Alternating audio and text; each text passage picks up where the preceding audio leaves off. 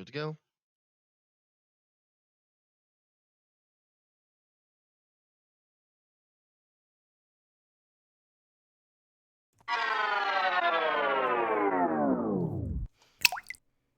Hey everybody, good morning and welcome back to Reaper Pro Tips with me, your host Anne, and disembodied voice Justin, and the ghost of Kiri.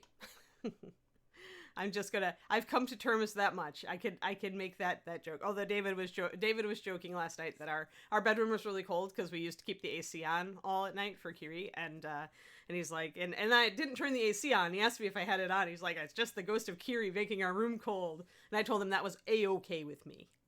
So, hello guys. Good morning.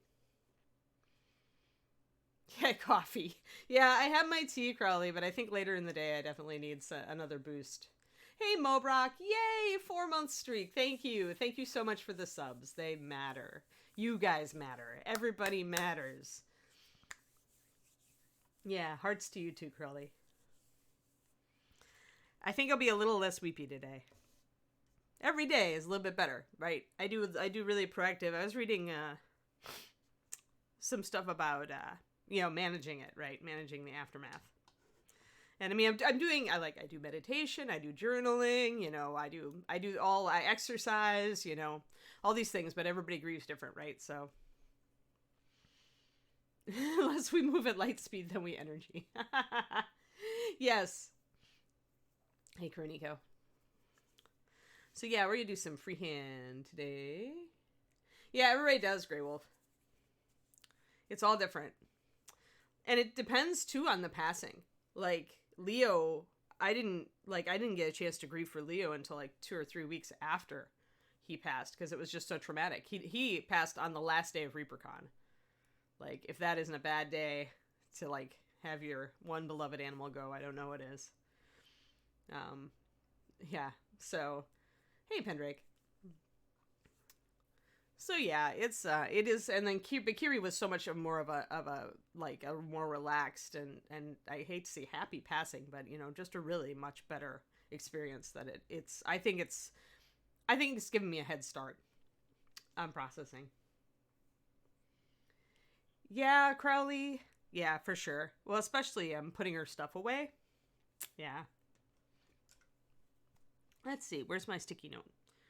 I had a sticky note, darn it, and it had the colors for this model on it, darn it. And where did I put it, darn it? I left it up here.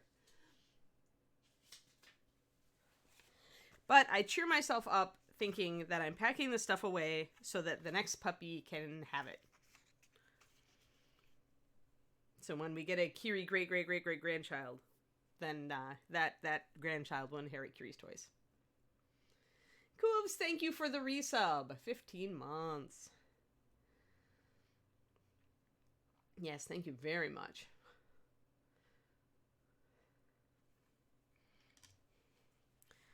Yeah, Kariniko, for sure. And actually, since we did this, the skin color, I've discovered a better way to do this skin color, so I may change it.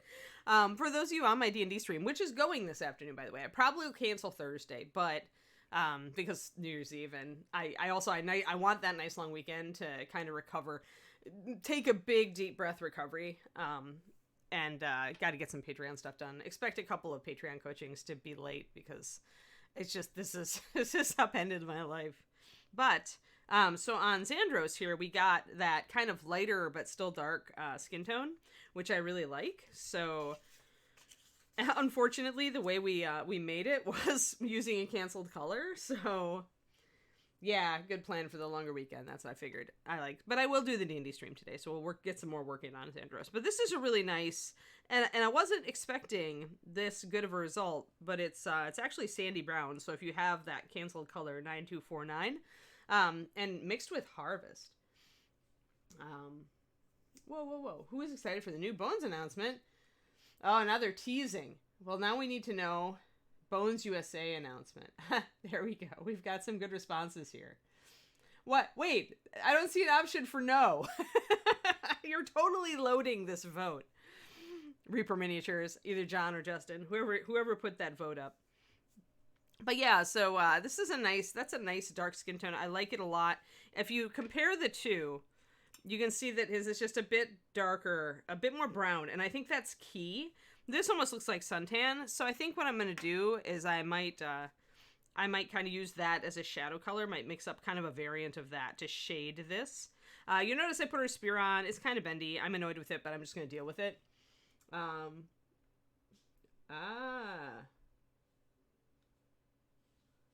Y'all fail at the hype.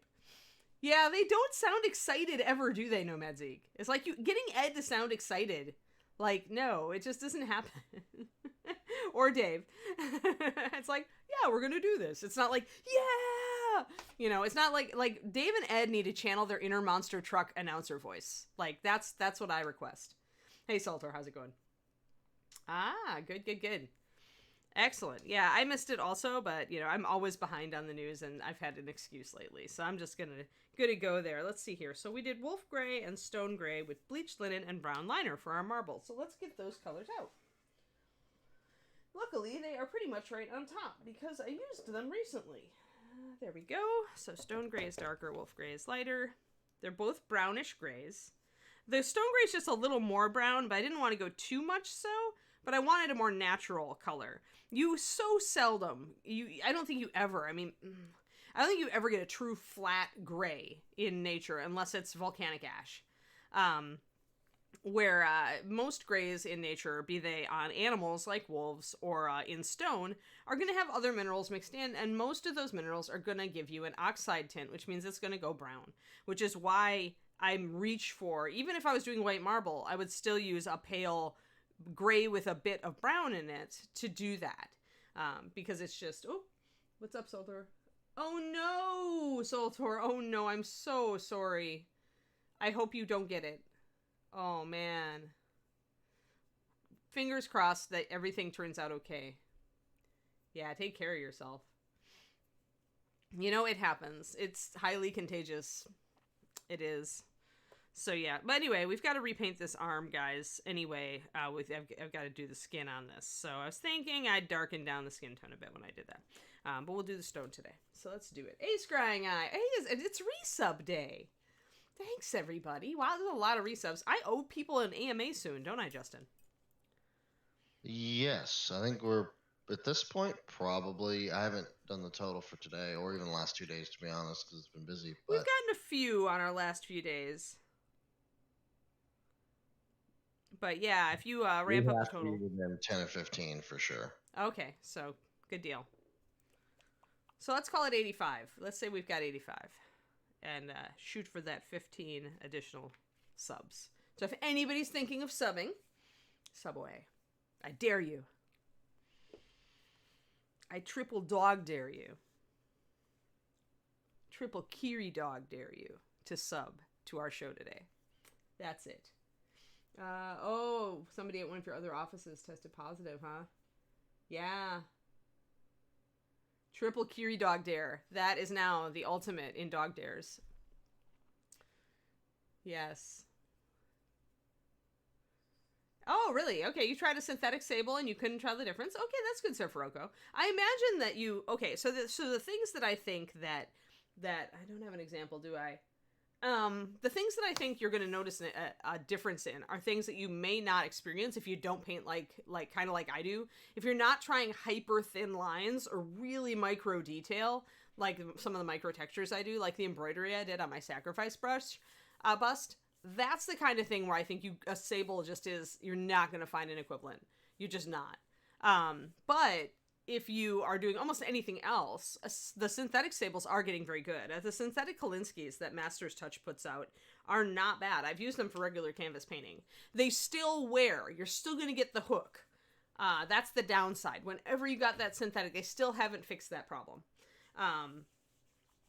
Yeah, exactly. So I would say yes. If you're looking for a cheaper alternative, but you still want a good brush, what brand are you using, Safaroko?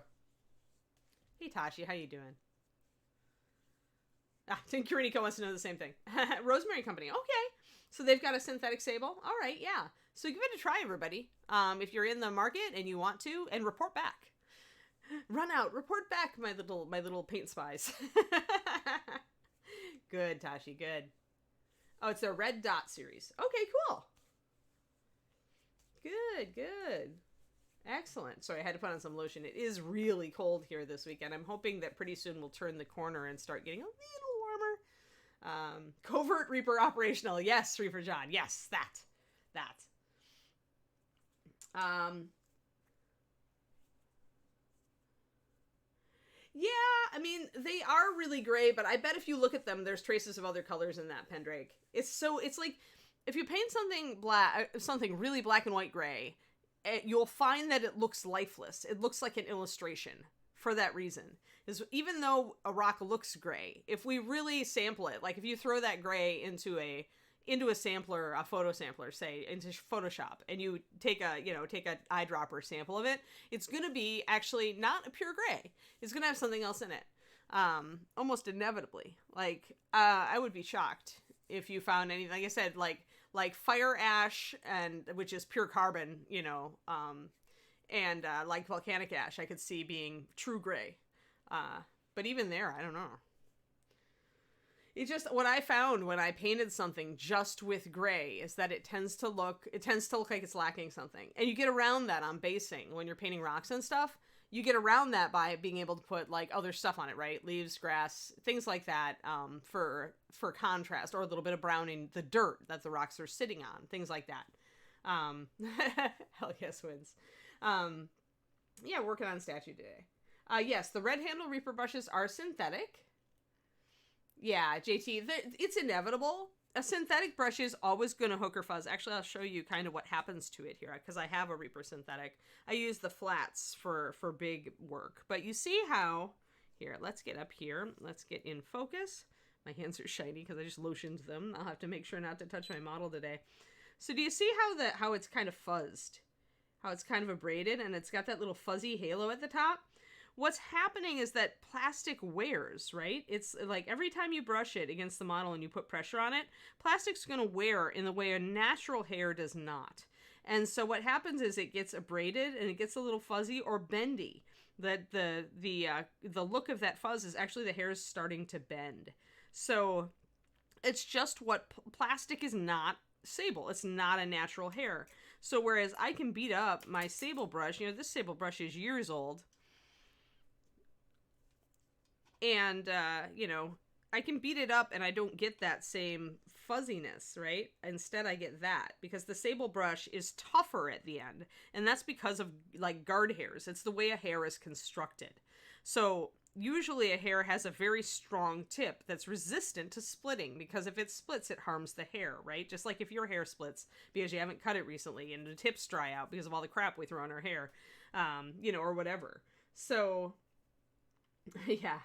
Yeah, you can see why they did it. Well, and producing neutral grays is useful because then it gives you a gray to mix into other colors to create muted tones, right, Pendrake? So, although they did it, wolf gray granite, right? But they did it, but it makes that paint more useful because if you have a paint like wolf gray, you're going to get diminishing returns if you're trying to mix a blue gray. It's going to mute it even more than maybe you want because it's introducing another pigment. So, but yeah, this is why plastic brushes fray. Now, the thing they're trying to do now with the synthetic sable is they're trying to create a plastic hair that tapers like a real hair. And if they can manage to get it kind of tougher at the end, but still allow like the fluid to slip off of it easily, that's the challenge, right? The hair has just a plasticity, and the collagen in it and other things are keeping it together and keeping it good, and keeping it solid. And somehow they're going to have to find a treatment in plastic that does that and still allows fluid to easily slip off of the hairs. That's what I run into every time I use a basting brush that's made of silicone. It doesn't hold the fluid well enough, and it doesn't brush it off smoothly, right? So if you're trying to do tiny micro detail with it, it doesn't work. So that's why that's kind of a look into why sable works the way it does and why it's such a challenge for paint brush manufacturers to try to create a synthetic that works as well. But they're getting close. They're getting really close. So yeah, definitely, if you are on a budget and you want a better brush that at least lets you do eyeballs, but you don't have the money for a really good sable, then yeah, try synthetic sables. So there's companies that do them all over. Usually, if you see that these are two different brands and you can see the difference in color of the hair, But what you should ideally see is that they get darker toward the tip, and that's a sign of the guard hair being present. So, ta-da! Oh yeah, Scotland would have really cool rocks. I want to get back out there. Traveling is definitely on the agenda. So, all right. I threw some freehand cracks on this last time, and I don't know about the bikini.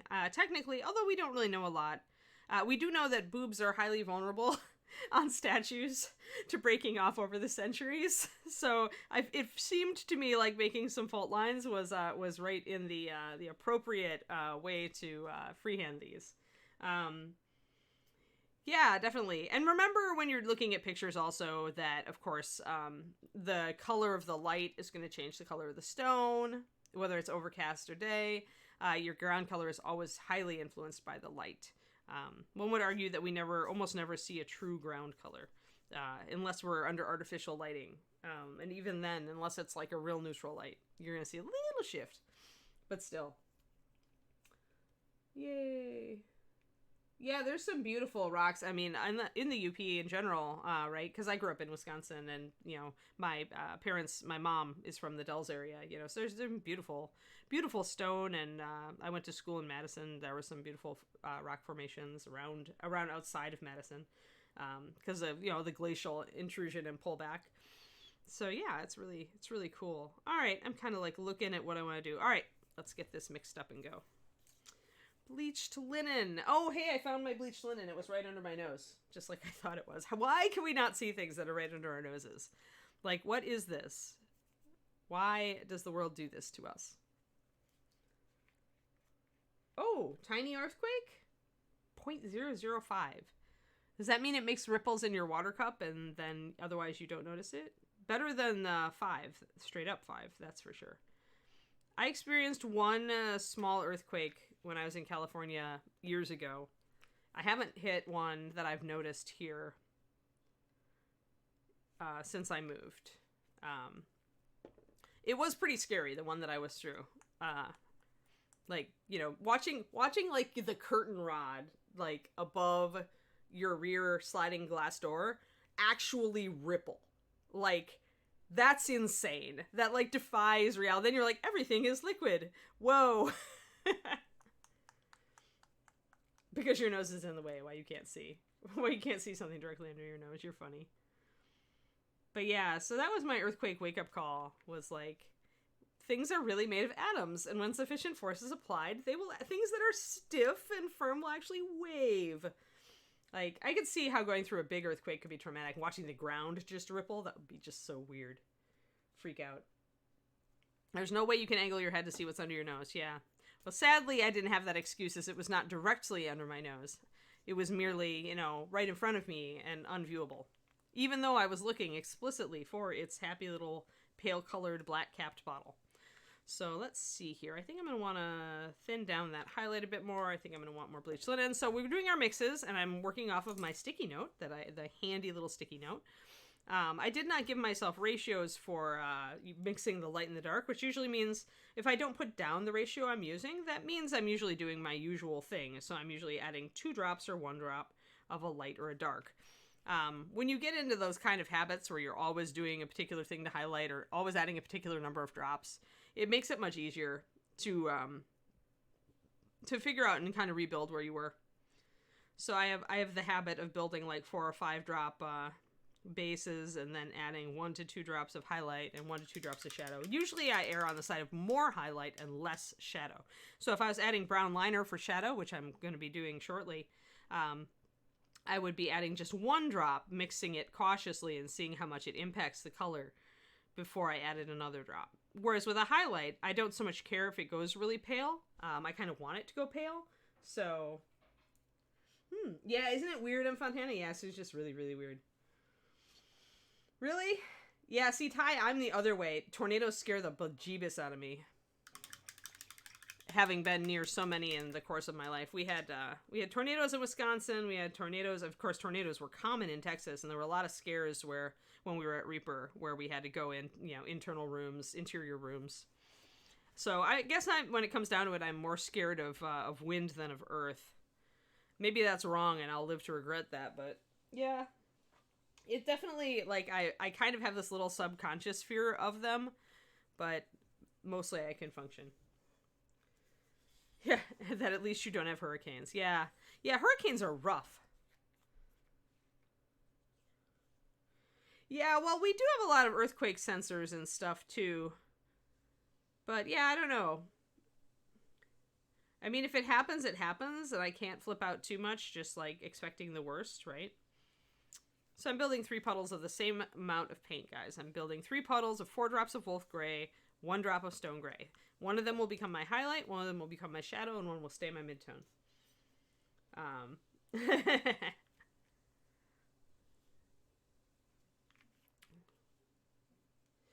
Yeah. Tornadoes are scary, and you do get warning, but the problem is with them, when you get warning, the weather is usually already bad enough that you don't want to go out in it, so you're still stuck. Like, probably the worst moment of my life was when Kiri had her baby puppies for her first litter, and we had gone over, because it was the Artist Con, or Reaper, I think it was Artist Con. We'd all gone over to Ed's house, and there was a tornado, like, in the sky, like, coming toward us. Like, it hadn't touched down, but you could see the little funnel cloud just circling, and I was like, oh my god, my puppies. Like, that was the worst. I couldn't go anywhere, because we could see a tornado, so I couldn't go home to be with the puppies. So yeah, I'm sorry. I guess earthquakes. Yeah, once I go through one, maybe I'll change my mind. But tornadoes to me are worse. I remember growing up as a kid being scared of tornadoes because we had them very infrequently in Wisconsin, but we had them. So it was the one natural disaster that we were likely to encounter. So now I've got a nice dark. Let me show you guys my colors here and explain a few things actually about why we're mixing and how this is happening. So I had to add 4 drops of bleached linen to even get this to shift this much. And the reason is these colors already have a lot of white in them. So I think I've mentioned to you guys, the lighter your color, the harder it is to shift it by just adding more and more drops of white. Often you want to start with a new puddle of paint, add like 3 drops of white to start with, and then drop your other colors into it, and much less than you think you do.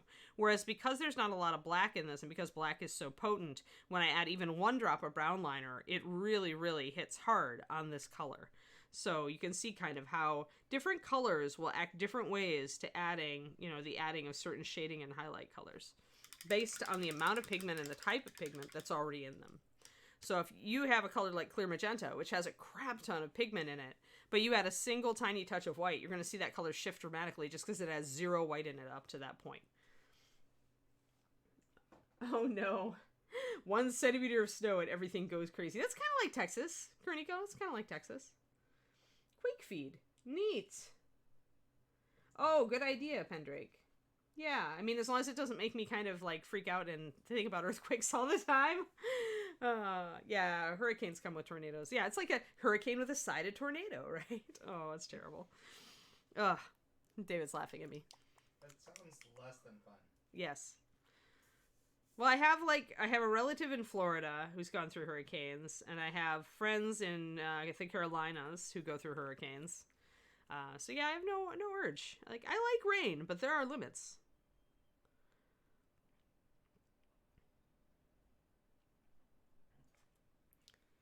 Let's see here. Oh, a 6.9 earthquake in LA. Wow. Oh, great. I think I would rather, I don't know, man, between a typhoon on an aircraft carrier and the big quake in San Francisco in 89, I don't know which I would choose there. They're both scary. Oh, wow. At least a tornado you can outrun. Okay, Shadow Spawn, I will give you that. I will give you that. I mean, hypothetically, you can outrun it, right? Sometimes you can't.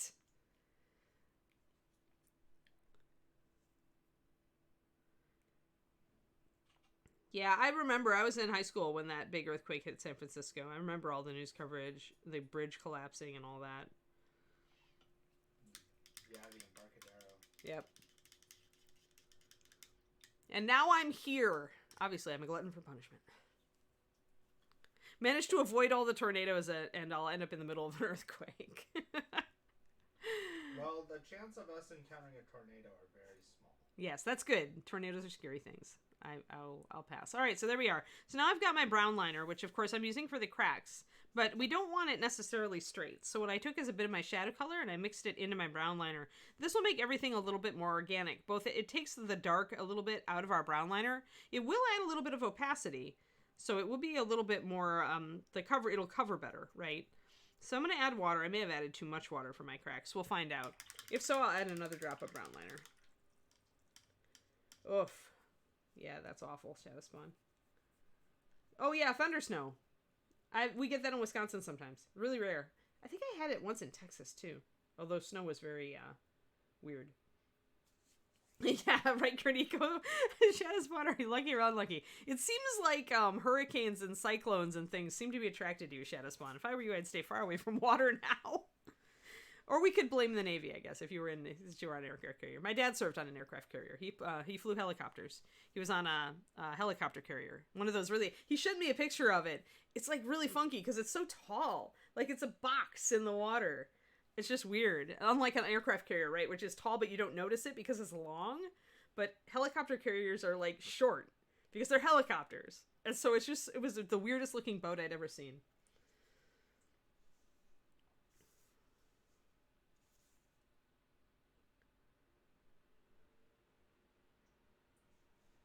Alrighty, so let's figure out some, let's put some paint down here. I want my mid-tone. I was thinking more and more, guys, that I'm glad I chose to split the statue this way, where the living part is over here. Because since when I realized she wasn't really resting her spear on anything, at least not when I fit the arm on the correct way, she wasn't really. So since she's not, it looks like she's starting to raise the spear up in her arm and she's turning toward whoever is coming, which is cool because then this is a more active arm, right? Whereas when I'm looking here on this side, she's still resting the shield on the ground. So like she hasn't, and that's the side that's still stone, right? So that's actually a good call because then it makes sense that the side that's coming to life will be more active. So that's what I'm looking at right now.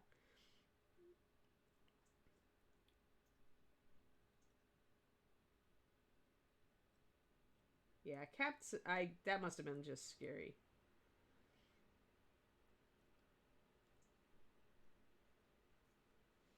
Poseidon, screw that guy. No, don't make him mad, Ty.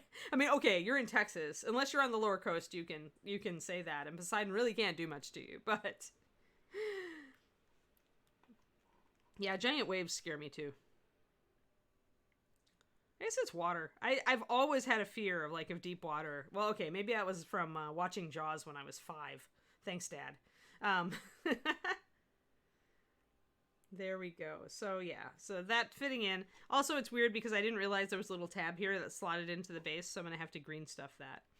Since I took it off because I thought it was just like a sprue tab, right? Or I need to reposition the thing a little bit. So the reason this is not on should be obvious to you guys. The reason I didn't glue this on when I glued everything else together is that obviously it blocks off a lot. So, but you can still kind of see behind it. So that means I need to paint this part separately.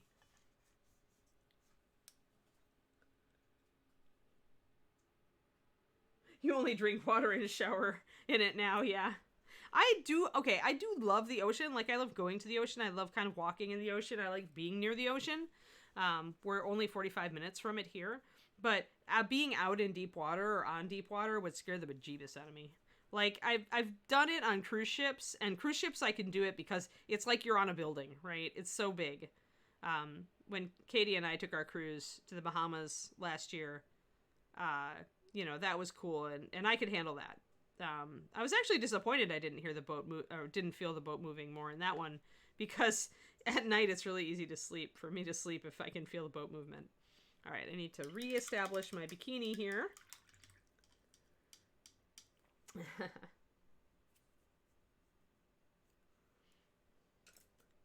Let's see here. I am going to see if this is dark enough. Yeah, I think it is, actually. That's actually got that's a nice line. Hey there, Chia. That's cool. You can be late. We still love you. I'm redrawing my bikini lines in here because while I was putting the marbling effect in, I lost them. Mustn't lose your bikini lines. Of course, you know, women all the time are trying to lose bikini and lines and such. So, but on the statue, we want the bikini. New Orleans. Oh, yeah. Oh, wow. And it would have just ripped. Oh, wow. That's so scary, Shadow Spawn. Now you're going to give me nightmares about capsizing giant boats. Like, this is why I can't watch the Titanic movie. Well, that and I'm not a Leonardo DiCaprio fan. But, why I never could. It's just too scary. It just terrifies me. The thought of that. Oh, my God. Drowning. Worst thing ever. I don't know why I'm so afraid of it. Like, I think about other types of death and doom, and they don't scare me just in the gut, like the thought of drowning. I have no idea why. And maybe it's Jaws. Maybe I can blame it on my dad.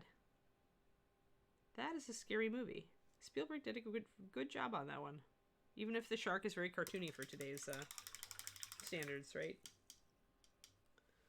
Oh, 2 a.m. and 90% of the ship was asleep. Oh, that would have been terrible. Oh my God. Just, yes, nightmare material. Thanks, Shadow Spawn. Yeah, close call. The gods spared you. Whatever gods were hanging out. Whatever divinity was looking down on you at that moment. Or up at you. Maybe Poseidon just decided you were too much trouble. She's like, oh, that guy. I don't need him down here making trouble. So I'm just going to do some cracks here. Now, we can think about some stuff, right? We can think about the strains and stresses that would normally be on the rock. And you can learn about that just from looking at statues that exist that are damaged, right? So usually, oh, let me see here.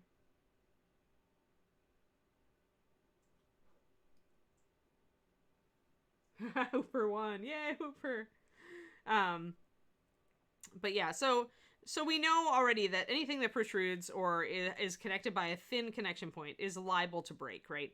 And this is why I am leaving. I probably won't putty these joins on the arm. I probably will imply that it's cracking there, actually, and keep this natural crack in there. And actually accentuate it by putting more like little hairline cracks and fissures around it to make it look like it's really in danger of cracking off. I think that's probably more realistic. Hey, hello. Yeah, I got used to hurricanes and slept through them. Earthquakes scare the heck out. Yeah, it's just, well, I don't know. I grew up so far from water. Like, Lake Michigan was there, but that was different. But I'm just terrified, like, of deep water. Hey, Miniocalypse. We're talking about phobias of weather phenomena this morning. Thank you for the raid. I'm Anne. I work for Reaper. We're doing a living statue here where I'm actually going to make it coming to life. That's why we've got the brown skin here, which I probably am going to repaint. I need to repaint the arm here, which I just attached. But we've been working on the stone here. So I pretty much, because the helmet was sculpted so much like it was stone, I did that first. And now we're working on putting on cracks and stuff. Hey, Chibi-wan. Another Chibi. We've got a second Chibi in the chat now. Oh, unless I haven't seen Chibi Amy this morning. Oh, Rogue Wave. Yikes. Yikes! And Shadow Spawn is scaring us because I'm scared of like deep water and drowning, and he's telling us stories of when they almost capsized their aircraft carrier in the ocean and near a cyclone, which is just giving me heebie-jeebies. Yeah. All right. Cool. And that'll be actually, maybe I'll have to putty this area because I want this arm to be alive. So yeah, just thinking about it, kind of like setting up some lights and dark patterns in the stone here. Not quite marble, but kind of similar to it. And there's everybody. Oh, yeah, the link to the cyclone. Yeah, you'll have to put it in the, off topic in the, Discord, Shadow Spawn. Chibi army is rising. Oh no, they multiply faster than raccoons, huh? That's impressive. All right, so let's get some of this shoulder. I feel like I don't have dark enough paint on it up here. I need some shadow also under this helmet.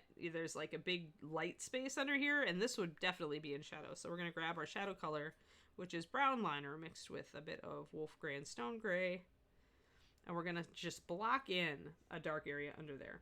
When you've got something like this where there's really no details that you need to pick out, and it's going to be in shadow, just block it in dark.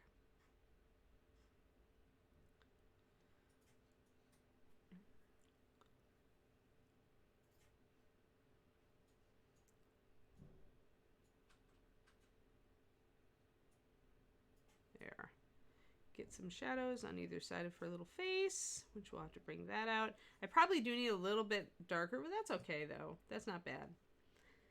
Chibi's Unite. Highly recommend playing the shark.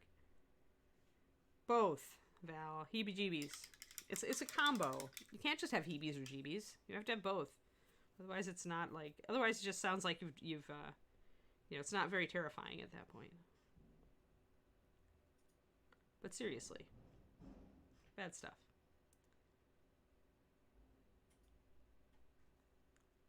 I can see why my mom called off cruise ships. Like, I think she... Maybe I got mom's fear of water. And that actually does... we didn't learn to swim. Like, my mom didn't learn to swim until she was, like, in high school or college, I think. In college. Because they were in the middle of rural Wisconsin and in a rural high school. And there was just nowhere to swim. Except rivers. So she never learned to swim. And so... I think when we were kids, you know, she wasn't really comfortable with swimming, but she insisted that we have lessons so that we wouldn't end up like her. But I was never, like, super happy with the water, so.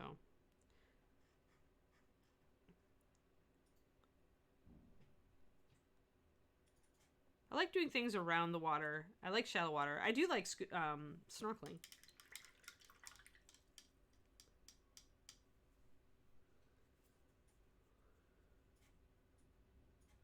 Thanks, Saltor. Thanks. I don't feel better. Let's not talk about all the gruesome ways you could die. No, let's not go there. Let's not do that. We're trying for a happy new year, dang it. Is it darkest before the dawn? Is that what we're going for? Google Cyclone Justin. Well, that's easy. That's easy to remember, right, Justin? There's a cyclone named after you, and it almost killed Shadow Spawn. Oh, jeez. And his entire aircraft carrier. So, yeah. So, it was apparently a really, well, I guess in cyclone terms, that would be a good one, right? But a bad one for most humans caught in it. I'll have to Google that now. It's too easy to remember. Cool. So, yeah, doing a little bit of highlighting here. Thank you, Chibi. Long walks on the beach with your dog. I just lost my puppy, but that still is a happy image. So, I did take her to the ocean so that Kiri got to walk in the Pacific Ocean before she passed. Like, she did a lot of stuff in her last year of life when we moved out here.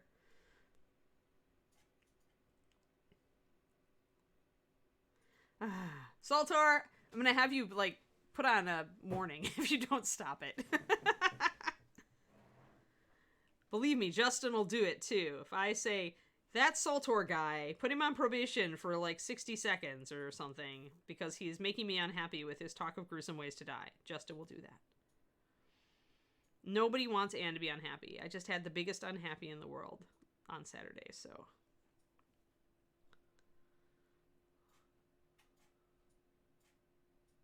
There we go. You're not particularly opposed to ships. Well, that's good. Alright, yeah, you better be done. I'm keeping an eye on you. Alright, so let's do a crack that goes kind of right... There's kind of a crack that goes right there. I'm also looking for little features in the sculpt that might be rough, and so, because, you know, I removed mold lines and stuff, so doing this sort of thing, if you're already doing cracks and damage, and you've got a rough spot, you can take advantage of that to just kind of, you know... Like, here on the hip, I definitely had a mold line, so I can take advantage of that to introduce another crack. And don't worry if your cracks are all kind of globby. Like, that one's really not very good looking right now. Thank you, Ash. Yes, what makes you happiest? Let's switch it. Let's turn it on its head, guys. What kind of weather do you really love? I really love rainy days. I love warm, rainy days. Those are my favorite. I like to go out and walk in the rain on those days. David thinks I'm nuts.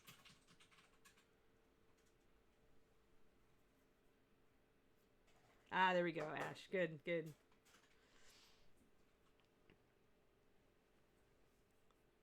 But yeah, I'm kind of sad because California doesn't have any, like, summertime rainy days. But happily, it's warm enough in the winter that I still get a little bit of walking in the rain.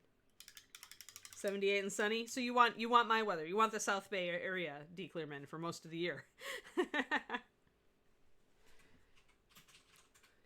Yeah, I'm with you on that. Snowstorms are like that, Saltor. As long as you've got enough food and enough caffeine and hot cocoa, snowstorms can be really fun. A good snow day is a good day. Summer thunderstorm, yeah, Crowley, when you could be out in the sun. Yeah, I liked that in Texas. We got those, and that was, I would go out on the back porch and just watch the rain and listen to it. Do some drawing or something. Ooh, that's a good one, Scrying Eye. Dark, cool nights, like I had in Wisconsin growing up. Like, I forgot that it got so cold in Wisconsin when the temp dropped in the summer, right? Because it's really warm and kind of humidity during the day. But then when it starts, when the sun goes down, it gets so crisp, right?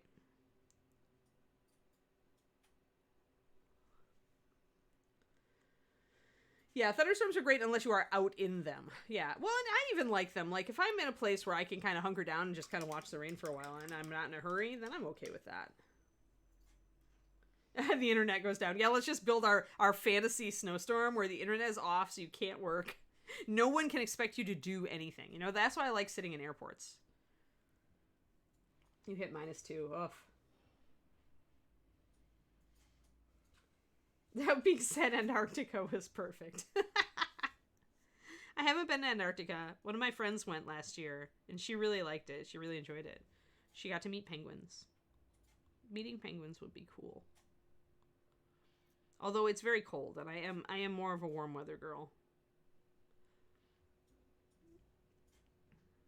All right, so now one thing you want to do to make your cracks really stand out and look good is you want to make sure you've got a light line right under them. That kind of simulates the light hitting that crack, the edge of that crack, so it makes it look three-dimensional. Now, one thing I have to do is clean up this crack on her navel, and I got to clean up some of my other cracks too. Make them a little bit thinner and a little bit less messy, because I've got some definite messiness going on here. Yeah, and Thunderstorm at the beach is, like, not enjoyable, right? Oh, 300 days in Antarctica. Cool. Just cold enough to enjoy a fire. Yeah, that's really good weather too.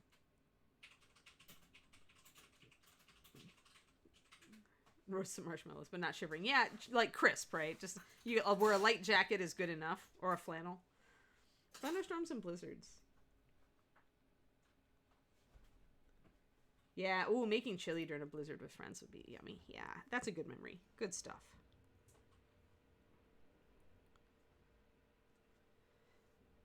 I don't know why I like rainy days so much, but I do. They make me introspective and happy. Alright, so I'm going to use, since I'm doing a crack here, I can't really have the crack going into the skin, so I'm going to extend my stone a little bit here. Because this was an actual crack that looked like it was sculpted onto the model, so I can't really ignore it unless I want to fill it in or putty it. So instead, I will just extend, since I've kind of got this streaky effect anyway, I'll just extend my stonework a little bit. And while I do that, I can clean up these edges. The easiest way to draw a thin line, guys, actually isn't to draw a thin line. It's to draw a thicker line, and then just use your base color to thin that line down by going up against the edge. You want to be slow and careful about it, but you can make your lines go very thin that way, and it's a lot less effort and requires a lot less paint mastery, paint consistency mastery, and brush exactitude to just come back in and narrow that down with your paint. So that's a trick for you when you're trying to do cracks like that. Oh, you have a blizzard. Cool, Agent Marble.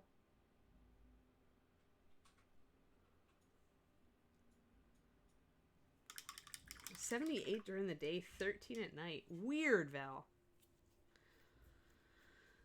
I want some shadows here. So there's going to be an arm coming down here, and I need to remember that. So as I'm figuring out my stone texture, the cracks are actually the last thing I want to do. I do want to figure out some shadow stuff. Now here I can see that the shadow is more back here under the arm. You can see her rib cage pretty well when you've got the shield in place. So that means just a bit of shadow here where I've got it. Probably I should put more shadow under here though, and there be where the light is hitting her hip bone, we get more of that. So I probably need to darken this down. Oh, you saw a fox playing in the snow. I'm so jealous, Gerniko. I love foxes.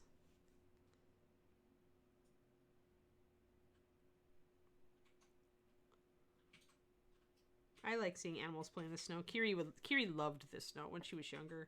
When snow fell in Texas, she would just go so crazy. There was one day we got like 2 or 3 inches. And when I let her out the back door, she let out this giant play bow. Like, she actually play bowed in midair to the snow. And she landed in a play bow in the snow, and then she ripped around the yard. Curie loved snow. Like, if you said snow to her, she was just, like, all about it. Enjoyed it a little less as she got older, but still the snow dog.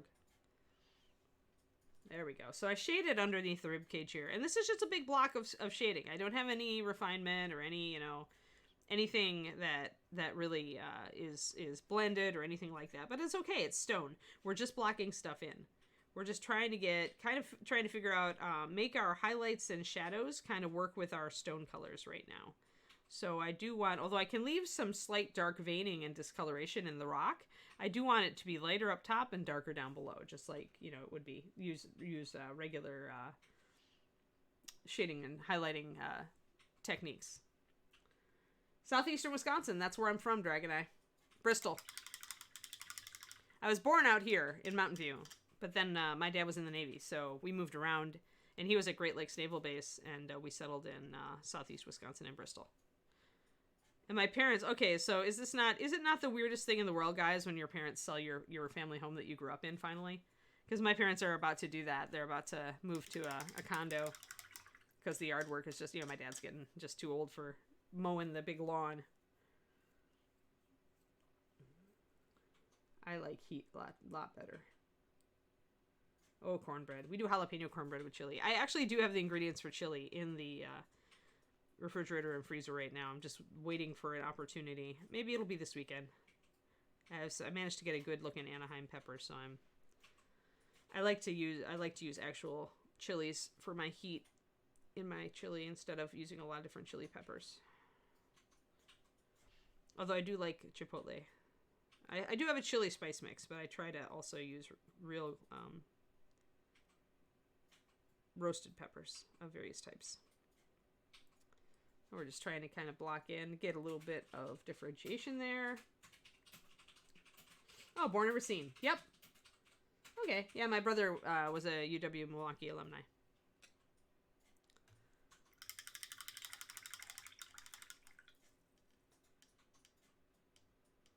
Yeah. Yeah, Central Texas would not know what snow was. Yeah, I don't think we're going to get snow here. Like, I could see, I don't know, we haven't actually hit 32 degrees. We've been down to 35. I remember one morning when I got up to take Kiri out, and it was 35 degrees. But that's the lowest we've gotten here. Which is kind of a bum, right? Because if it's going to get cold, at least it could snow. Got family in Racine. Yeah. Yeah, Bristol's outside of Kenosha, so right south of Racine.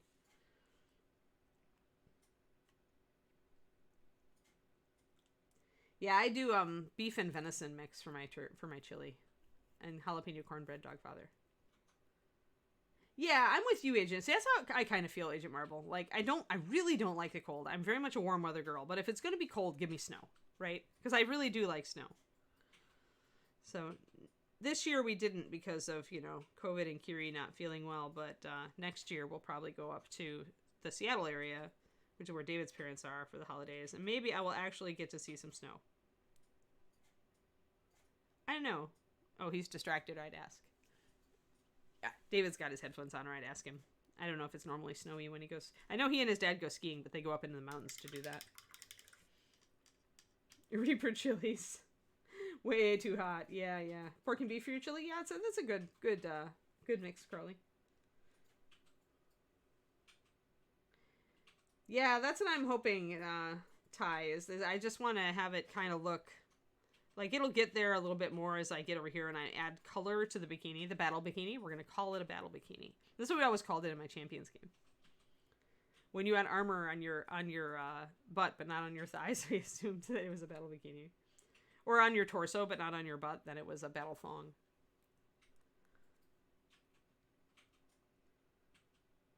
Cool. Oh yeah, venison chili is just so tasty. I miss venison. But yeah, we'll have to figure it out. I've got so much food to cook. We really have to clear out our freezer. You go through, isn't it weird how refrigerators and freezers cycle? Where you're like, we have no food. And so you buy a bunch of food, and then you buy some more food, and then you buy some food, and then you're like, why is my freezer full? Although removing the duck from it helped. Yeah, battle bikini. Battle bikini and battle thongs. So this is definitely, this is a battle thong, technically. I could make it a battle bikini. I could very much make it a battle bikini. Except she's got such a nice butt. Let's see here. I'm going to bring in some more paint here, some more stone color. And wipe out some of that skin color, because I do want more of a transition. I want it more stony on this side. I want the opportunity to do more texture in the... Because I really enjoy painting rocks. It's terrible, isn't it?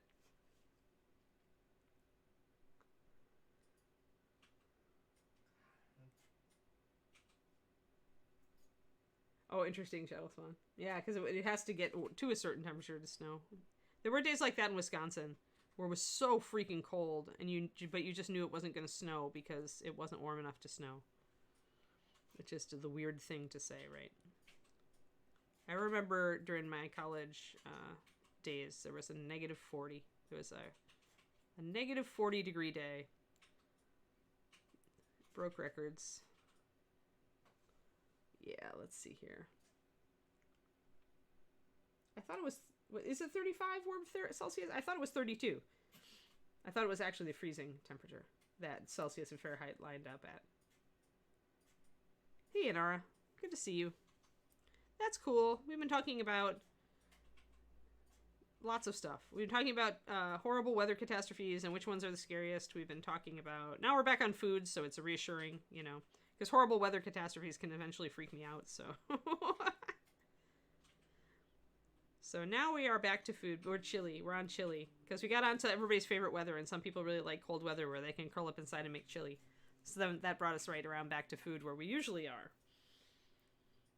Yeah, me and cold have issues too, Chibi. One thing, I actually liked the heat in Texas, which is, you know, wacky to some people, but I did.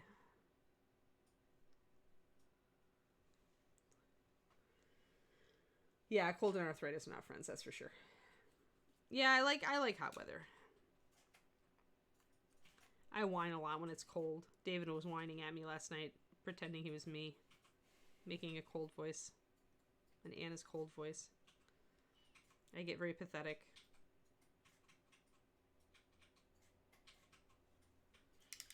Alright, so, that's way too heavy.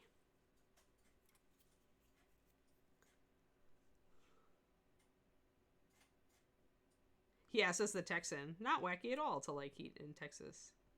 There was a reason I moved there. Well, Reaper was the reason I moved there, but there was a reason I was happy about moving there. It was moving to a warmer state. I do like my warm states. I like to be in a warm state. State of warmth. Supposed to snow in Austin. Wow. Yeah, that's for sure. The dry heat versus the wet heat. Even in the DFW area, like when I first moved there, it was not nearly so humid in the summer, but it has gotten more humid in recent years, which really makes it rough.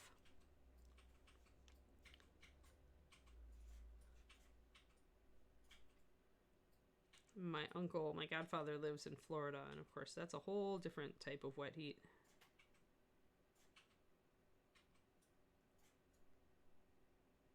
There we go. Get that re-etched in. We're working it. We're getting our lines down. We definitely need some cracks around the shoulder here. So I think I'm just going to kind of darken it down around that area and work some cracks off of it. I already have a crack coming off of it down here, but I can make that accentuate and do like that. Pretty much just when you're doing cracks, think of rivers. They're moving along stress points and weaknesses in the rock. But if you can think to make them look like branching rivers, you'll be pretty good. Treasure Rocky and Ice or Frost. Mostly silver. I usually go with blue grays, Grey Wolf. I really like the Snow Shadow and Twilight Blue. Don't go too dark. If you want Ice or Frost, you can go medium-ish for your shadows, like Twilight Blue, but don't go any darker than that. The snow shadow is really meant to look like the shadows on snow in the winter. It's got a little bit of violet in it, and it works quite well for that purpose. And then, yeah, Ghost White. Ghost White for the lightest color works. But I would, honestly, for the lightest color, you really probably need to go up to white. Because ice and frost are water crystals. And that means that they're going to be shiny. And you need to go, like, pure white to really get that look. If you want snow or frost. If you stop too soon, it's just going to look like a light blue-gray dragon. It might look cold, but it probably won't look snowy.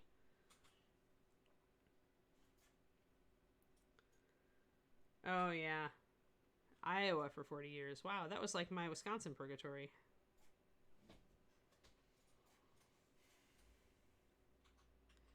Yeah, I remember how to drive in snow. I mean, when you learn as a kid, I think it's hard to forget D. Clearman when you learn it as a kid. It's not. And I have had to drive on ice and in snow in North Texas in the last 20 years. Especially on the ice was a good reminder. 4 to 6 inches, nice. Houston, 100% humidity. Yeah, Ty, that's why I was like, yay, Dallas is less humidity than Houston. And then it started getting really, really humid. Well, really humid, meaning about like 50. Instead of just like 30% humidity, it went up to like 40, 50. And that's a big jump. Oh, yeah. I think the same thing happens in Wisconsin. Everybody thinks they're invulnerable until they go off the road, Grey Wolf. Then they get super cautious, not just as bad in a different direction, right?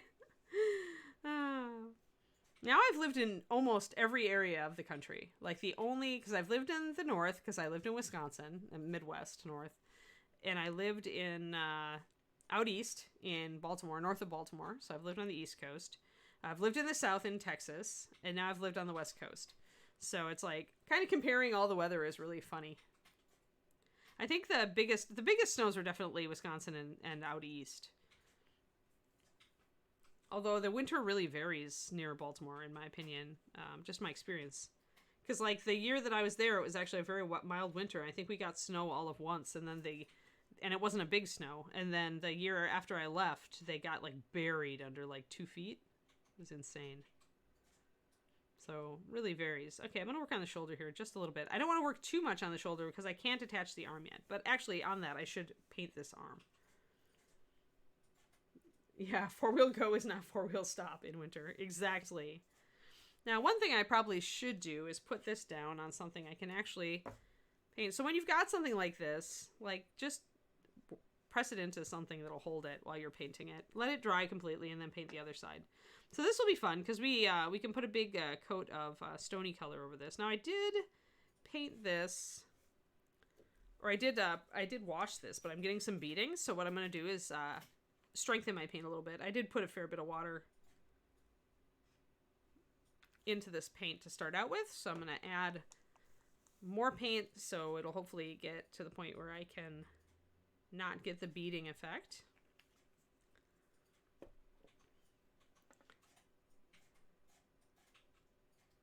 And if I still get the beading effect, honestly, guys, I'll stop and rinse it off, and then I'll go wash it and let it dry again.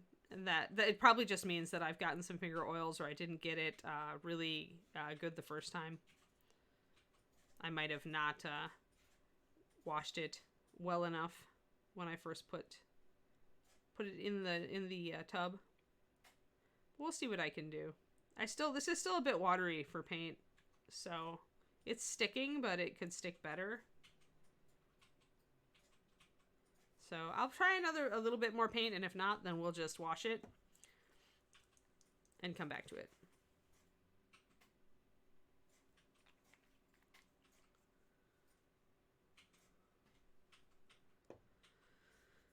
Mountains are crazy in the winter. I have driven in the winter in mountains in Colorado. And it does give me like little heart palpitations when it's when you've got those roads where it just drops off on one side and it's like a very long fall. All right, so we'll see if this works. And if this doesn't work, then I'm just going to go and wash this sucker. Rinse it off and wash it. That looks like it may work. So really, my paint was just a little bit too thin. I probably didn't didn't really scrub this one a little bit in the water when I was washing it. Probably needed a better scrub. So it's still giving me a tiny bit of beating, except when I put enough, if I put enough paint down, it's okay. Just kind of keeping an eye on it.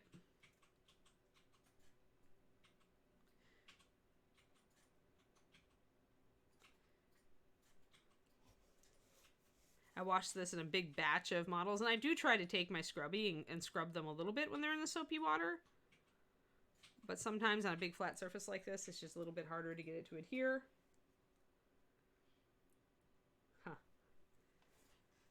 Now, one thing I'm going to do, guys, is I'm going to let this first coat set, and then I'll do wet blending over the top of it after I've got paint on both sides. So we'll wet blend and kind of set up some lights and darks and variations for our stone. Sometimes you need to put the paint on a little thicker on these. Sometimes if I see just a little tiny bit of beading in one area, I'll let the paint go just fine on the rest of it, let it all dry, and then put another coat, and sometimes that helps. And this is all, you know, me not really doing priming on my bones.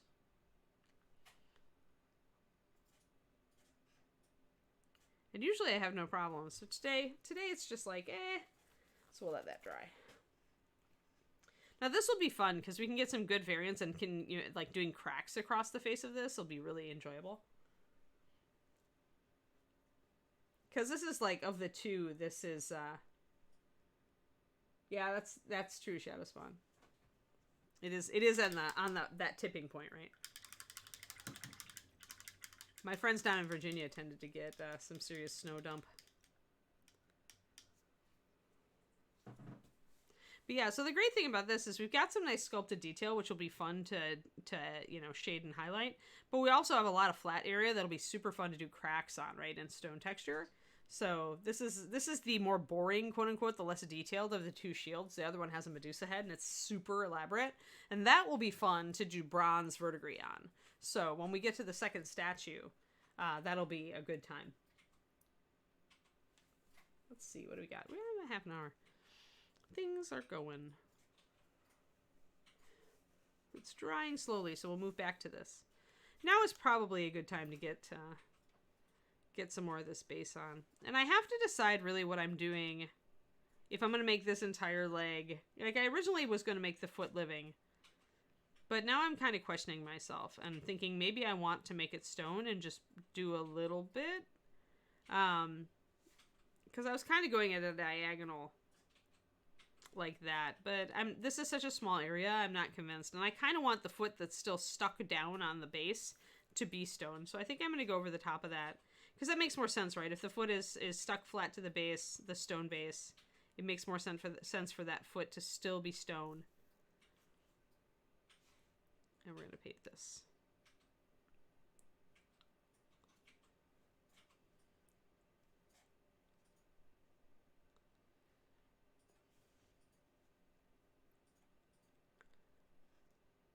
But a lot of the stonework, once I've got my colors down and I'm like really in the groove, it's really, as you can see, it comes together really fast. Like, it just like starts to look like stone a lot faster.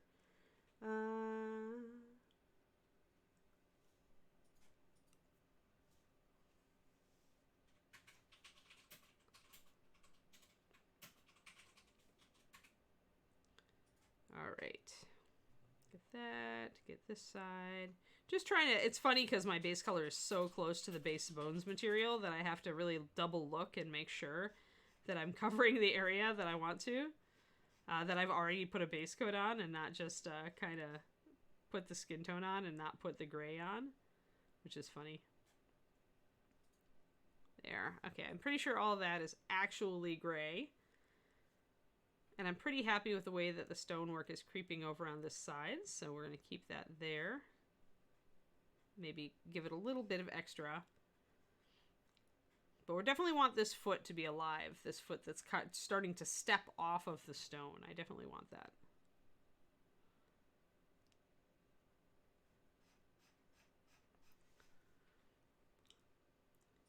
Oh, I'm going to transition the armor to metal most likely, HM Road Dog. For one thing, it'll let me introduce a color, right? Because right now we're going to be a very muted color scheme because we've got this gray on the one side and then we've got the brown skin on this side. So if I want to introduce any flashy color at all, I need to do it over on the living side with the spear feathers there and the armor. So I'm still debating what color I want. Tradition would be like red and black for Spartans.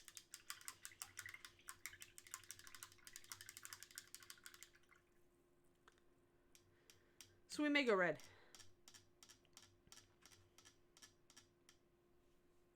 And red will be good on the other one because we'll have some green verdigris. It's not as good of a choice here, but it can work.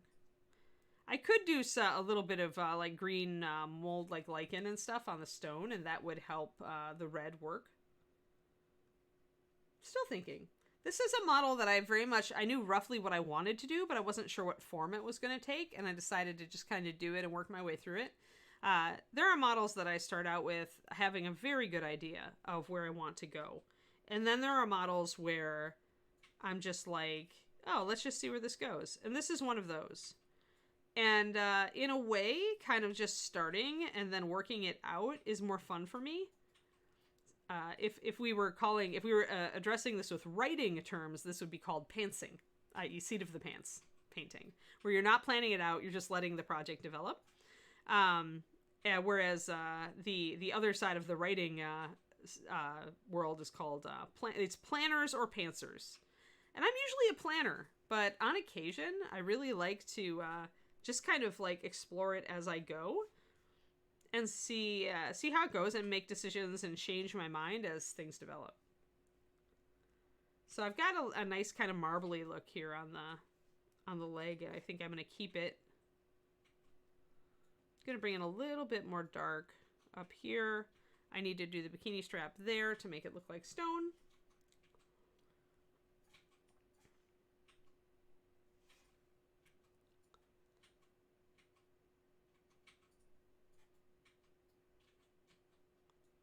And the bikini is brown liner, so those cracks are going to look a bit dark, so I'll probably glaze over them after I get this looking correct.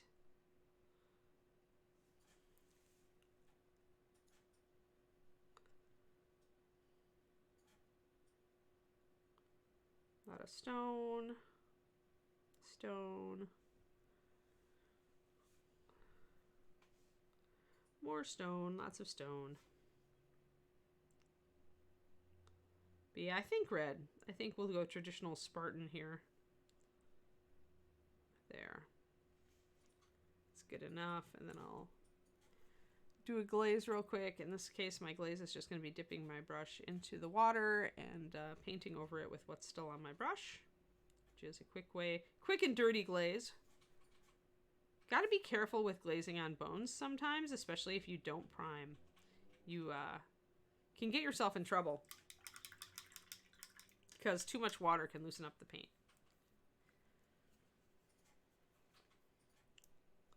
That's why I tend not to do washes over bones too. All right, that's not bad.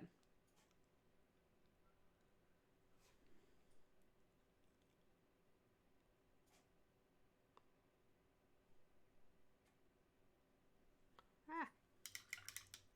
Blorf. There.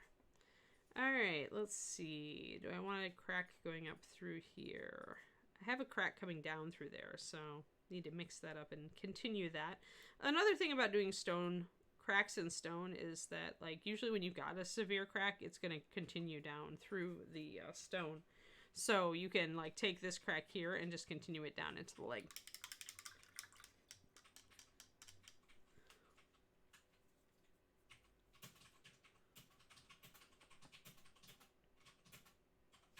But that gives you a starting point.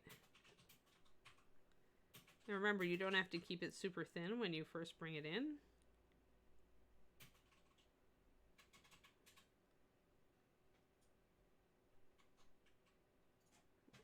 I'm going to make a kind of a curve there. And join it up there. There. That's cool. And make your cracks irregular too. If it's in since I'm suggesting all this mottled color and different types of stone kind of mixed together, almost like a granite or a marble, make your cracks jagged.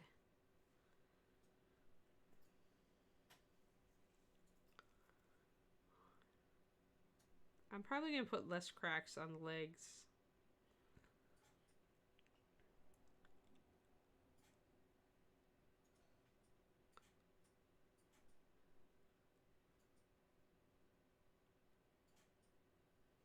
Or have them trail off.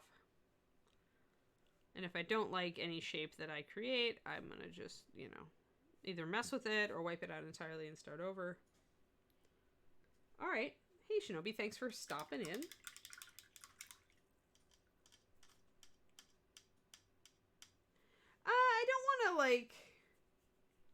I don't want that to have them be reddish or blood or anything like that. That's not kind of what I'm looking for, because really it's a magical metamorphosis, right? So I don't think you'd have that. I mean, you could if you wanted to take it that way, but it's not really my vision for the model.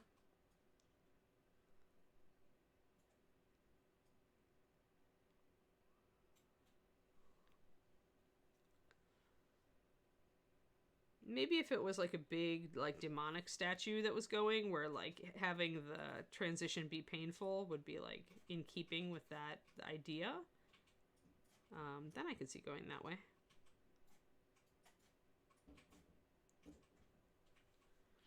It'd be kind of cool if every time she turned to flesh, she healed up all her cracks.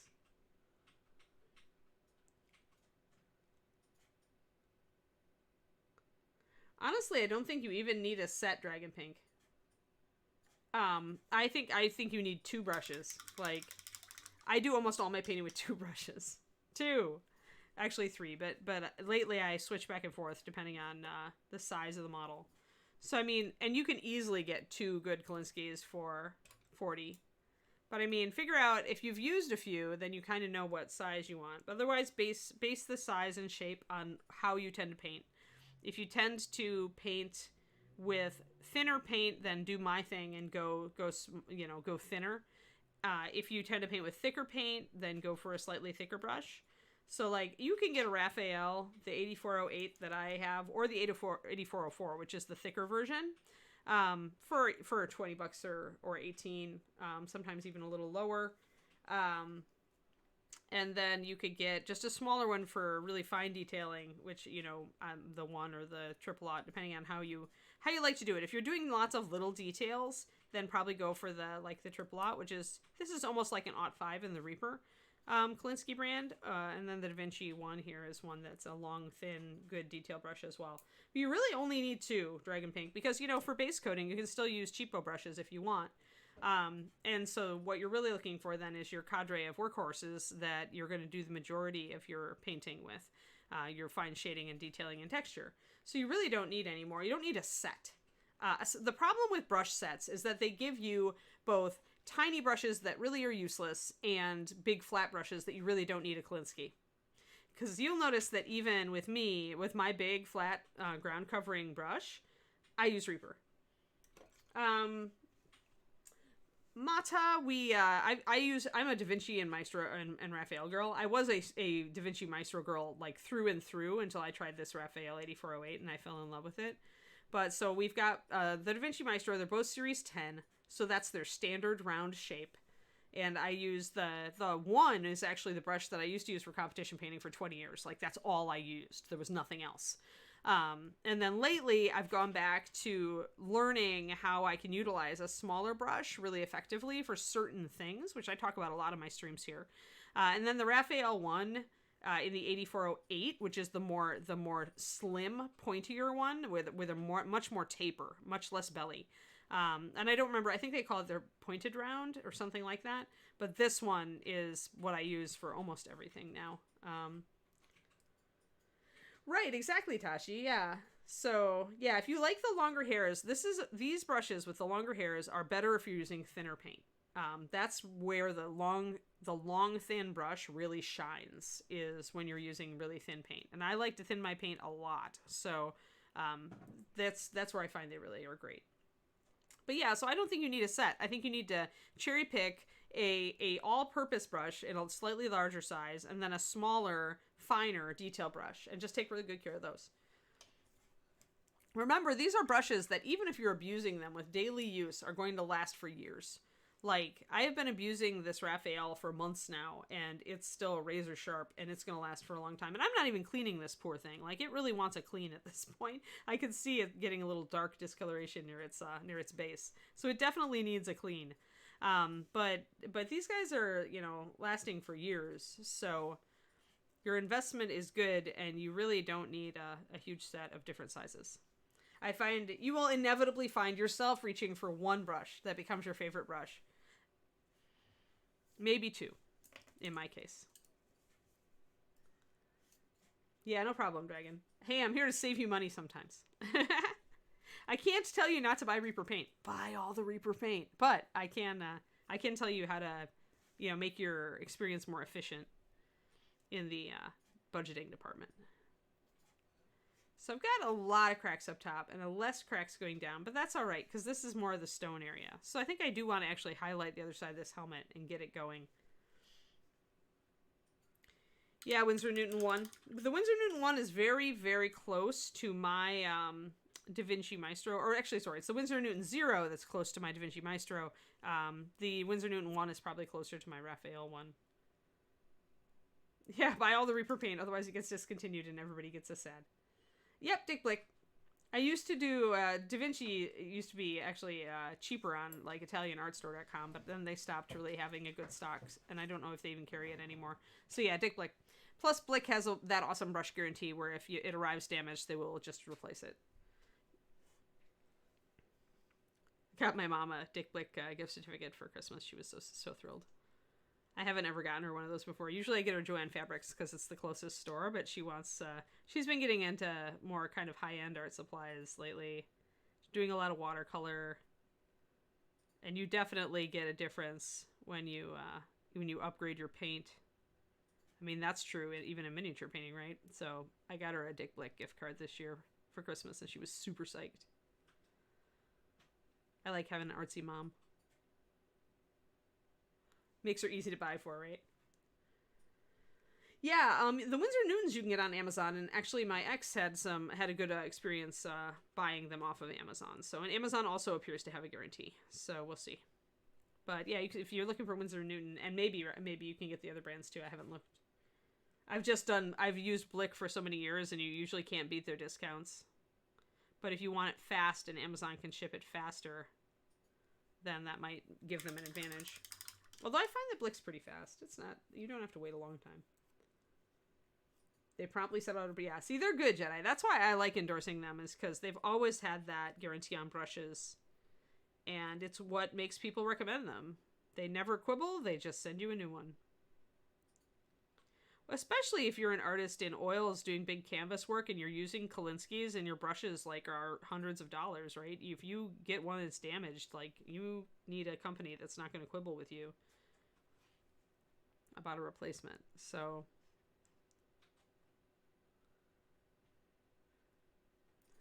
yay.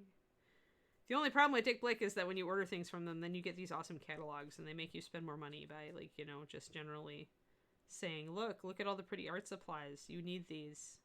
You need to get into this.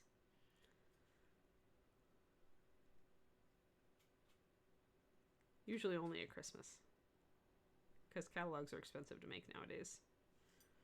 Alright, so what I'm doing is I'm doing what I first mentioned to you guys, putting a light line on the bottom of each, right under each of these cracks.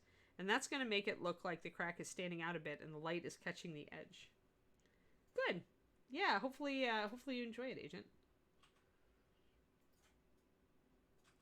They don't, you don't have to. They just send you a new one, Francis. You don't have to ship the brush back. So if you can make use of it for something else, then do so. Like, Dick Blick just sends you a replacement. That's it. Obviously, if they feel like you're abusing it, like if you do it all the time, they're going to probably flag you. But I've never heard of anybody running into that problem from them.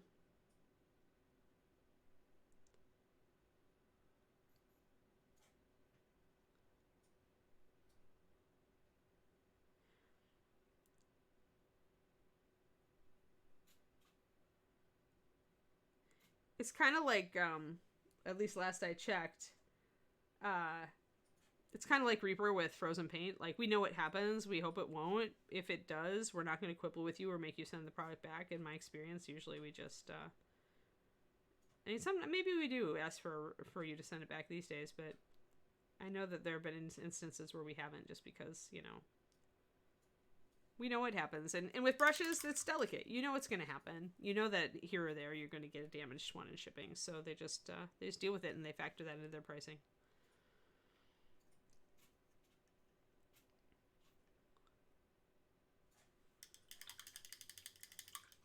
Ah, War Shadow. I've done that one before. So that's, you want a sharp knife. And let's see. I don't think I have any brushes with errant hairs right now, but I've got one that's kind of floofy right now, so I can show you on this one, even if I don't actually trim it. All right, so the first thing you want to do is get a really sharp X-Acto knife. Then you want to isolate the trouble hair. So if we have, here, let me get this one wet. And then, like, dry it off and see if I can get a trouble hair. There we go. There's a trouble hair. See my trouble hair standing out there? So get your trouble hair and isolate it by putting the brush between it and the body of the brush. Bring it down very gently, kind of pulling it away from the body until you get down to the ferrule, down here. You can see it standing out. And then you press down and you nick it right off. Boom. Using the edge of your, see, there it is. See my little hair there? That's how you safely remove a hair from a top Kolinsky brush without wrecking the brush. Because if you try to pull it out, you're going to loosen the glue that glues all these bristles together, and you may damage it irreplaceably, where it just won't make a good tip. So, but if you do it that way, the base of the hair is still in place, and you haven't, like, noticeably, like, pulled it out or disrupted anything in here where the hairs have been carefully glued into place. So that's what you want to avoid. So if you use that, if you just gently isolate it, bend it, and then wick it off, your brush will, you see, I still have a great brush. So do it that way. That's really the only way to do it. Just do it that way. There will come a point when your brush is so thin, if your hairs keep getting damaged, where you just can't use it anymore. But that should take months or years. So switch over to my Da Vinci. Really, my Da Vinci and my Raphael are kind of interchangeable these days. Like, it really just depends on how much paint I want. I did a video. I'm going to plug my Patreon. It's time to plug the Patreon. Yay, Patreon. Especially because I'm almost at $1,500. So I'm like, yay, I'm almost there. So my Patreon has an article on it, a video on it, where I talk about different brushes and how they differ and what results I could get. I think it's in the thinning your paint video. But I do a lot of that kind of deconstructive video on there to talk to you guys about, like, paint consistency and your mileage with different sorts of brushes and things like that. So if you're interested in my Patreon, it is patreon.com/paintingbig. Obviously, it is almost the new year, and I'm looking forward to the coming year and already trying to come up with some great ideas for content. So when you join, I will ask you, I'll send you an email within a few days and ask you if you have any ideas for new videos. And yeah, I've got a whole bunch of different levels, as little as $2. I really appreciate your support, because it really is the main way I make income is my Patreon. That's my Reaper work here is very part-time, so to support myself, that's the Patreon pretty much. And we have a Discord, which is a really supportive and wonderful Discord. I love my Discord. Oh, I blorfed. Blorfed!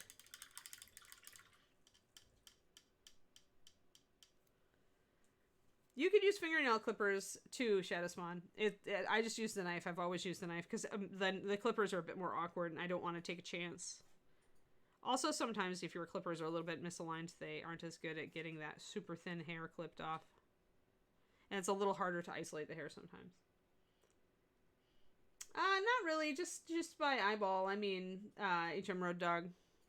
If you're on my Patreon, you could post it up on, and I would probably be able to eyeball it for you. But in general, if it's like a blue or a red, it should be fairly easy. Oops, I bent my spear. That's a problem. I can bend it back. That's the good thing about bones, is the bendy spear can be bent back.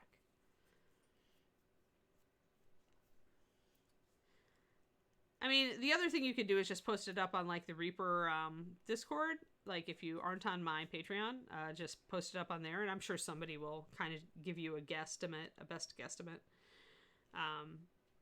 Chances are there's something close in most cases, unless it's a really weird muted color.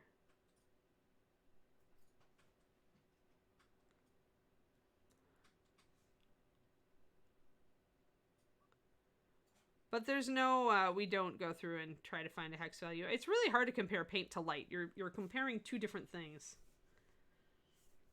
So we've never done a comparison chart. The closest we've done is CMY. I can usually give a CMYK rundown for any given color within pretty close, just because I'm used to creating swatches for Reaper. So I can usually have a good guess at how much magenta, yellow, black, and blue cyan is in any given color. But RGB, then you're talking about light values, then everything shifts.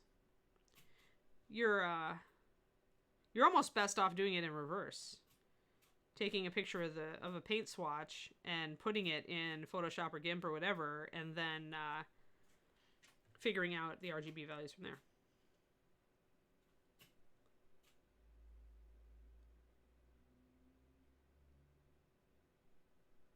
Yeah, the power palette was a really good idea. It was never implemented to its fullest potential just because everybody ran out of time. The perpetual complaint, right? Need more time. Need to clone more people. But it was a cool idea, for sure. Even that wasn't perfect because our swatches were really meant to be printed, and so a lot of times the colors wouldn't match as well as they need to. So I'm coming up with a highlight, guys, just so you know. I'm just coming through and I'm accentuating some of these cool light areas that I've got, the cloudy areas that I have breaking up the stone. I'm accentuating them on the upper surfaces of things. So my next step is to do one right here. Just kind of highlight. And again, I'm doing this before I go in and accentuate texture, because I want my highlights and shadows in place before I do that. So I think I need to work a little bit more on that as this comes along.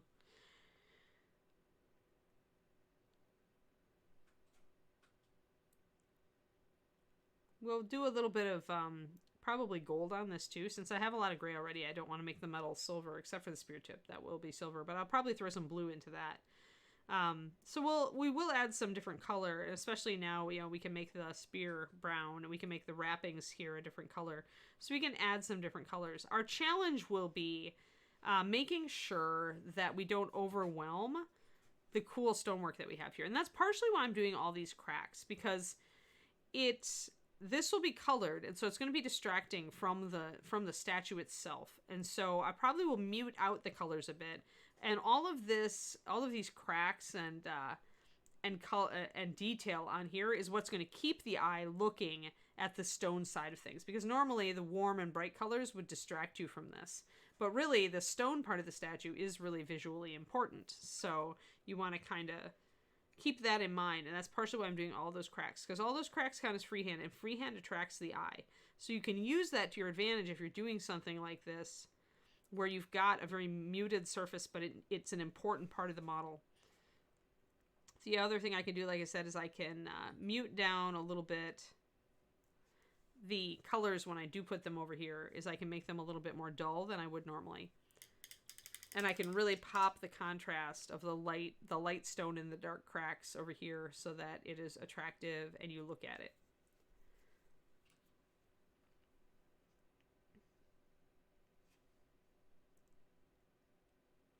I'll come in and put some details on her face also. That's something that needs to be done. She does have a face in there. It's kind of buried. So I'll have to figure out how best to bring it out. Hey, thanks for the resub, Gurgi. So that's 14 now. We need another 14. Yeah, I personally feel like if you want to match to an RGB value, the best thing to do is to put it up, link to the swatch in the Discord, one of the Discords, and ask people for help. They're probably going to look at it and they'll be able to say, oh, that looks a lot like Templar Blue, or oh, that looks a lot like Weathered Stone, or, Fair Skin, or whatever.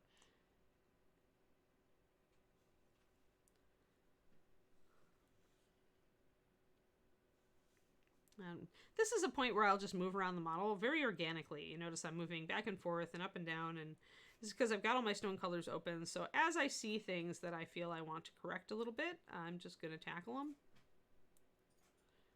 and refine them. We still need a lot more work on this side because you see how I've got a lot of light up here, and we don't have that light, and we would because of the way the light is shining. Yeah, I mean, CMYK, the problem with CMYK is that the swatch that you see is not the way it will print. CMYK is meant for printing, right? A CMYK value is meant to print out a certain color. So are you looking at the color on a computer screen, or are you looking at it on a printer? And then the problem becomes everybody's printer calibrates differently. Everybody's monitor looks a little different. So, I mean, the best I can say is get a swatch and, you know, try to post it up so that it looks as close as you can get, and keep in mind that it still won't be perfect. But at least people would be able to give you close, right? Chances are you're not going to find a perfect match if it's a weird color.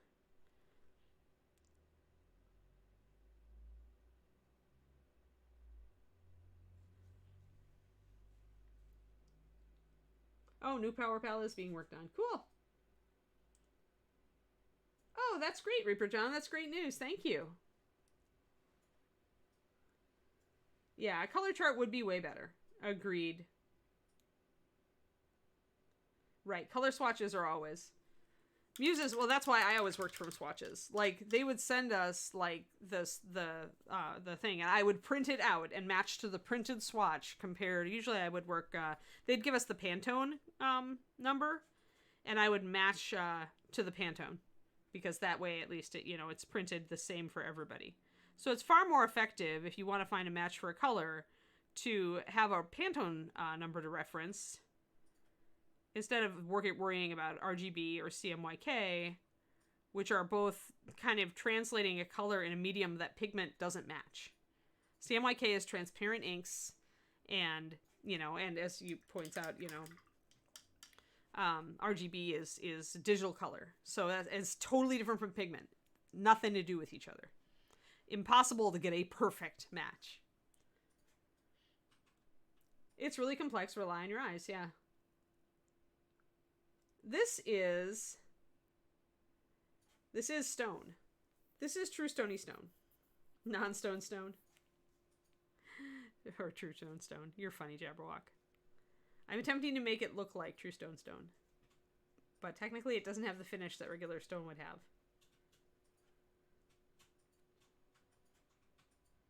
Yeah, exactly. Muses has, a point that I made earlier. The light that you look at something in. When we were talking about pictures of rocks and trying to duplicate the color, understanding that the light that you're looking at it under shifts the color. Yeah, Pantone swatches is really where it's at if you're trying to find a reliable color matching system. A reference system. Something to start from.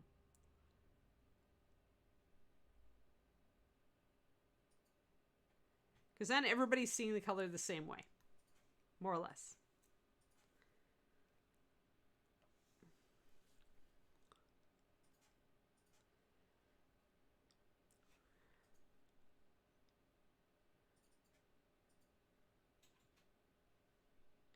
Color matching systems, like people matching things or using CMYK or RGB or whatever, that kind of idea comes and goes in the painting community too. It's somewhat faddish. Like, somebody notable would be like, oh, I always use RGB values, or I always use CMYK, or I'm trying to paint with CMYK, and, and that's cool and all, but, it comes and goes, like, those kinds of things, and none of them are perfect. None of the systems are perfect. Oh, will Crow's Nest be on today, Justin? Yes, it will be. Awesome. Yeah, Pantone does have a nice website. Yeah, and good point, as I think I mentioned that too, Muses, is that your monitor is different from everybody else's monitor. Even if it has been calibrated, monitors vary. That's why you walk into the freaking Best Buy and all of the pictures, the same picture on, 20 different computer monitors or TVs looks slightly different. Just the way it is. And we got a better look on this side of the helmet a bit.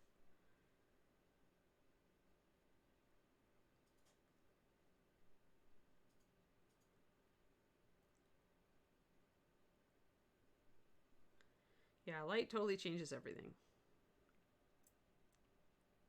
Which is why David is such a great painter, because he loves light and he's got a natural flair for it. So his models are always real looking with the lighting. It's really a nice free card to have. I have the color free card and I don't regret it because my color instincts are, really good, but I wish I had the light free card too. I had to struggle to understand lighting and to try to get better at it. I'm still learning. Never let it be said that you cannot still learn even after you've been painting for over 20 years, 30 years. We don't want to talk about how many actual years I've been painting, right? And I'm still learning. A lot of times what I'm learning is different ways to think about things at this point. Instead of learning an actual, I don't think there's a new mechanical technique that I could learn. I know how to apply paint in exactly the way I want to apply it. I know a bunch of different techniques for doing it, and it all works. But what I can learn and what I do learn are different ways to think about the model. Think about the light falling on the model. Think about how light affects color on the model. Think about, just how to apply the paint. Think about how dark my shadows are. That kind of thing. David's Minis, Balrog, go to lightminiatures.com. L-I-G-H-T miniatures.com. That's David's website. He has a great article there on OSL, other source lighting too. Or object source lighting, depending. It's been various different things. Oh, yeah.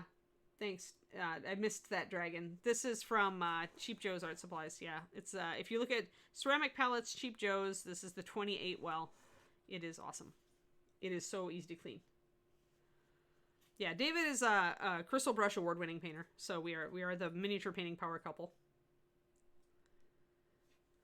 Although right now he's totally distracted with World of Warcraft, and that's my fault. Totally my fault. Hey, I've been making good progress on Techlist. They asked if they could see your miniatures, and I just gave them your website.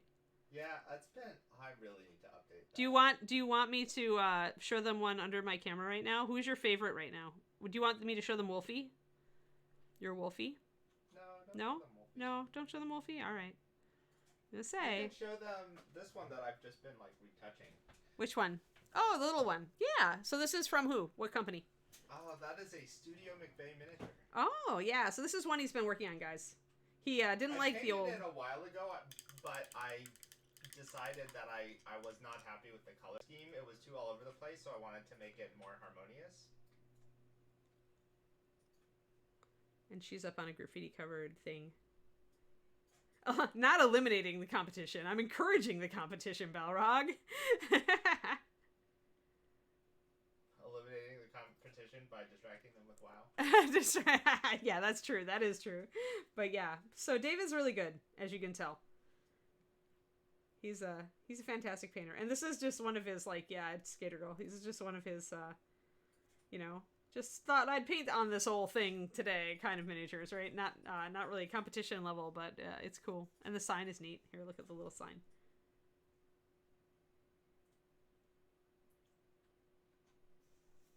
Yep.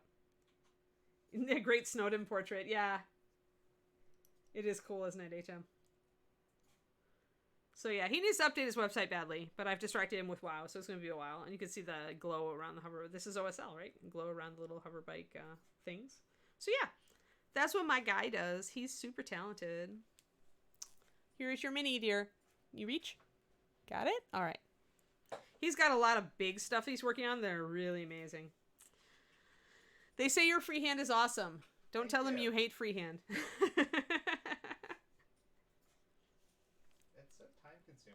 It is time consuming. You have to love it. I love it. That's why I don't mind it being time consuming.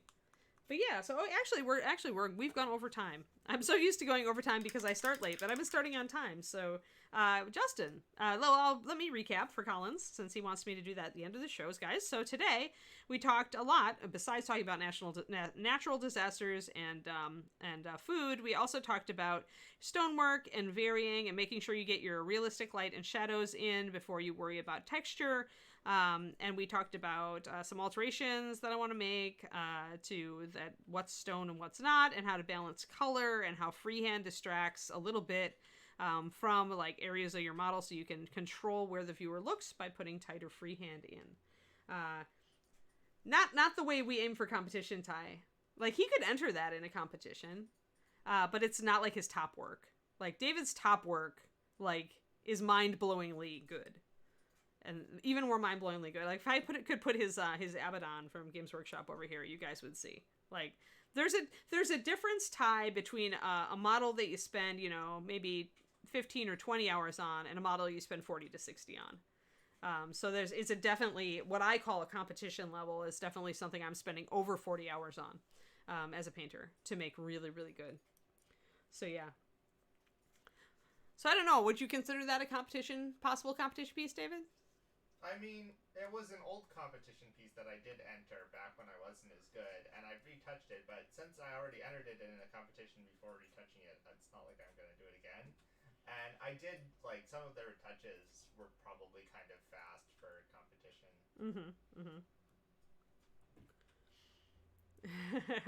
Freehand is like its own beast, guys. Like, freehand I don't even really list. If you go to my Patreon, you're going to see a free PDF that kind of gives you a list of techniques and the order that I usually recommend people learn them in. And freehand is at the very bottom of that, because freehand is its own baby, right? Like, then you're really getting into the artistic side.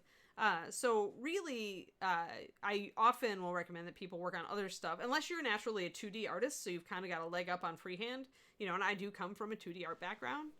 But but it is its own beast. So don't be too hard on yourself if your first tries are kind of clumsy, because it's like learning drawing. That's what you're doing. You're drawing with the brush. All right. Yes. Happy New Year, Kiriniko. We're on a different level of insanity, muses. Oh dear. But yeah, okay, guys. So anyway, my D&D stream will be on this afternoon on twitch.tv/paintingbig. We've recapped what we did on today's model, and we're ready for a raid. Justin, who's out there? I believe we're going to be raiding just Isis because she's doing a birthday stream. Yay! Awesome. I like Dices. Yes, yes. Go and say hi to Dices and tell her happy birthday from the Reaper crew. And I've got errands to run, but I'll be back on my own Twitch channel this afternoon. I hope you all have a lovely day, and thank you for hanging out with me. Alrighty. Thanks, guys.